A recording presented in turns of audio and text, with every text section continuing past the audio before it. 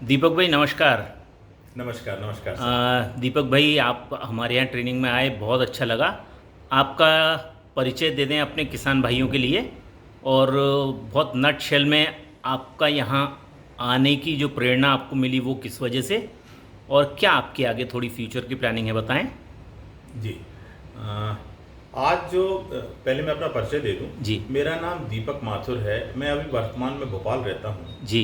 करीब 20 साल से। और मेरा जो फार्म हाउस है वो है बेथनी, बीना, जिला सागर, मध्य प्रदेश में। अच्छा जी।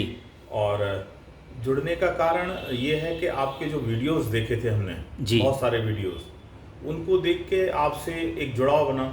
और जी पिछले साल हमने जो 8 एकड़ में करीब मोरिंगा लगाया था, जी।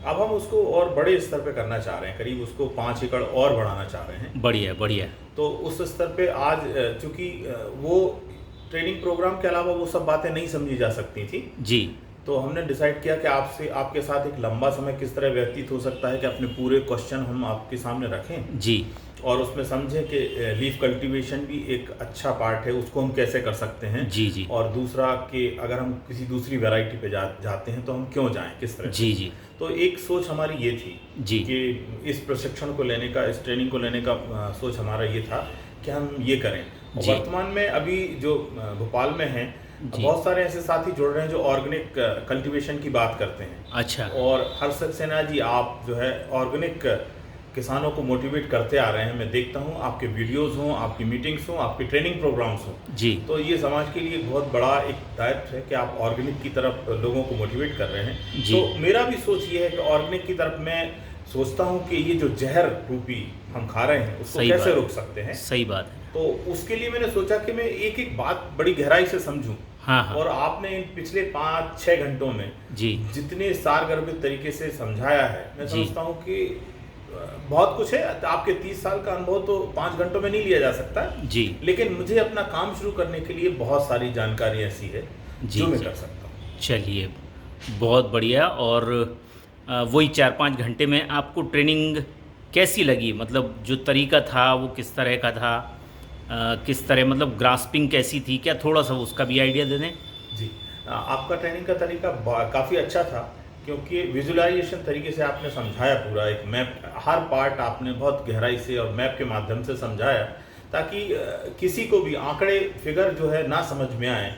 लेकिन जब आप मैप बना के उनको समझाते हैं, बहुत सरल तरीके से समझाते हैं, जी तो वो सब समझ में आ जाता है। और आपके एग्जाम्पल भी बड़े साधारण से होते हैं जी कि वो बात एकदम फिट बैठती है।